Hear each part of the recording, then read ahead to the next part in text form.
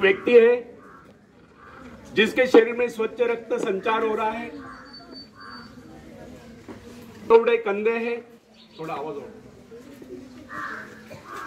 चौड़े कंधे हैं,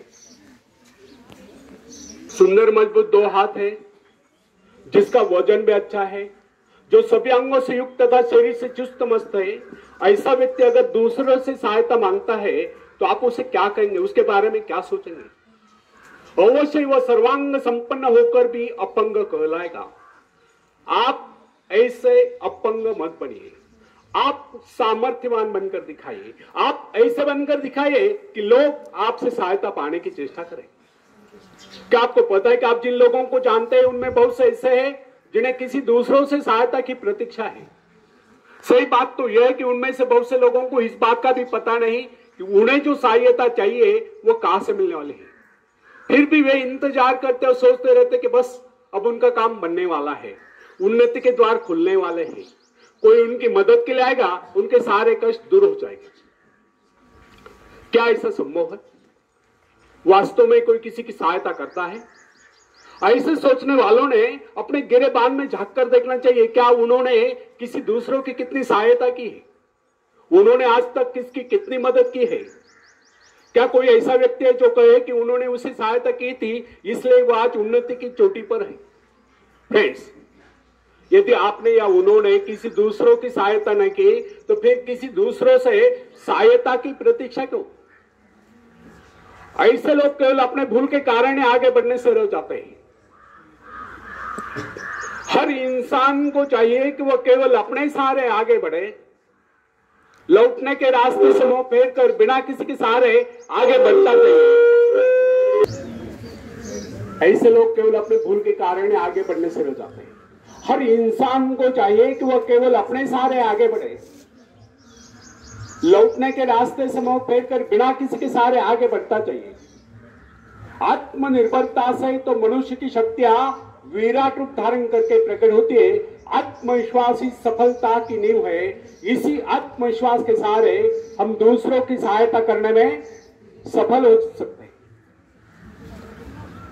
फ्रेंड्स, आखिर में मैं बेटियों को बताना चाहता हूं, आप सब मेरी बॉडी लैंग्वेज पे ध्यान दें ताकि आपको मेरे लैंग्वेज से, मेरी बॉडी लैंग्वेज आपको बहुत प्रभावित करेगी, समझेगा। तो फ्रेंड्स, एक बहुत बड़े प्रबंधक का, एडमिनिस्ट्रेटर का कहना है,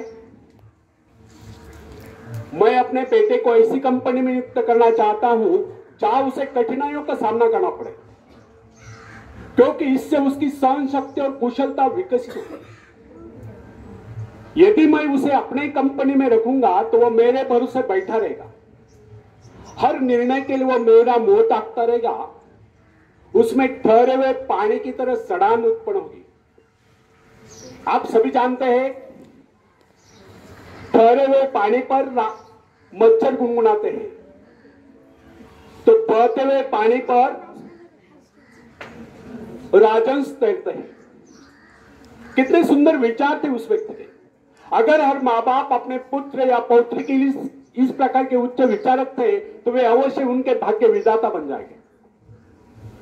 जो माँ बाप अपने बेटों या बेटियों को अधिक लाड प्यार से बिगाड़ देते हैं कि बच्चा जब चाहे स्कूल जाए, जब चाहे छुट्टी कर ले, जब चाहे कॉलेज जाए, जब चाहे छुट्टी कर ले, जब चाहे काम पर जाए, जब चाहे छुट्टी कर ले, तो ऐसे बच्चे भविष्य में कुछ नहीं कर पाते, उनका तो भविष्य नष्ट होता है।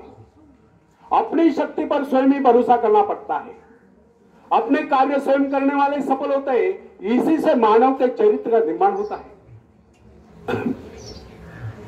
जिन बच्चों को यह पता हो जाता है कि वे अपने माँ बाप के सहारे जीवित रह सकते हैं, वे अपने बल पर कोई भी कार्य समर्थ होकर भी कर नहीं पाते, वे वैसी कोशिश भी नहीं करते। जबकि उन्हें समझना चाहिए माँ बाप तो सदा के लिए उनका आश्रयदाता नहीं बन पाएंगे। एक दिन तो ऐसा आने वाला है जब उन्हें अलग अलग जीवन बिताना ही पड़ेगा। तब ऐसे लोगों को भयंकर मुश्किलों का सामना करना पड़ता है। इसलिए फ्रेंड्स, यदि आरंभ से अपने कार्य स्वयं करने की आदत डाली जाए तो यह आदत आपके भविष्य के लिए बहुत ही लाभकारी सिद्ध होगी। जब चाहे इस शक्ति के सहारे आप जमीन पर पांव टिकाकर आगे बढ़ सकते हैं। सफल वही होता है जो अपनी शक्ति पर भरोसा करता है। अपने काम स्वयं करने वाले सफल होते हैं, दूसरों के सहारे आगे बढ़ने वाले अक्सर भंवर में फंस जाया करते हैं। फ्रेंड्स, जिस नाव की पतवार आपके हाथ में नहीं, वो नाव आपको पार करा दे, इस बात की क्या गारंटी। आपका जीवन तो उसके हाथ में जिसके हाथ में नाव की पतवार हो, वो चाहे तो आपको डुबो दे, चाहे पार करा दे। फ्रेंड्स, जब नदी में बाढ़ आती है तब जो साहसी है, जिसे अपनी शक्तियों पर पूरा विश्वास है, वह तो तैरकर उस पार चला जाएगा, लेकिन जो डरपोक और कायर है, वह तो बीच मझधार में डूबकर अपनी जान दे देगा। सहायता पाना और सहायता की प्रतीक्षा करना दोनों ही बातें प्रगति की राह में बाधा है। अतः हर युवक या युवती के लिए आवश्यक है वे शुरू से अपने काम स्वयं करने की आदत डालें। अपने माँ बाप आदि लोगों की शक्ति से विश्वास हटाकर केवल अपनी शक्ति के बल पर आगे बढ़ने की कोशिश करें।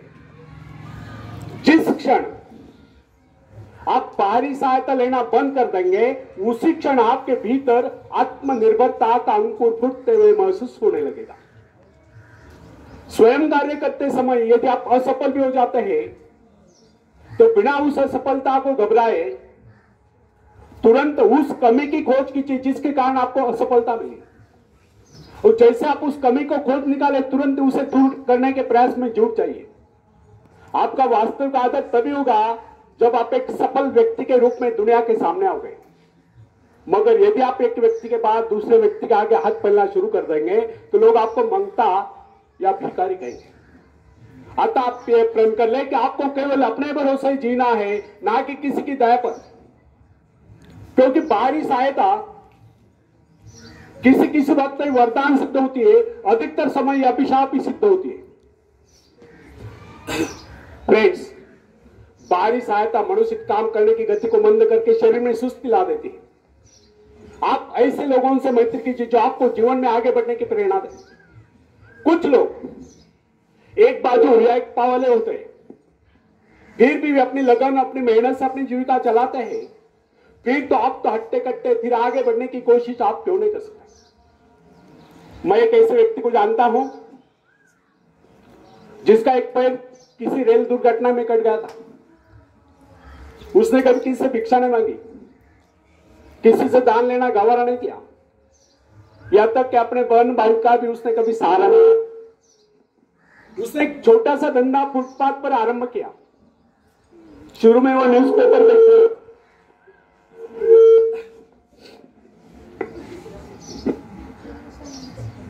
बेचने लगा। 2 पैसे बचाकर उसने वजन तौलने की मशीन खरीद ली, उस पर अपना पेट पालने लगा।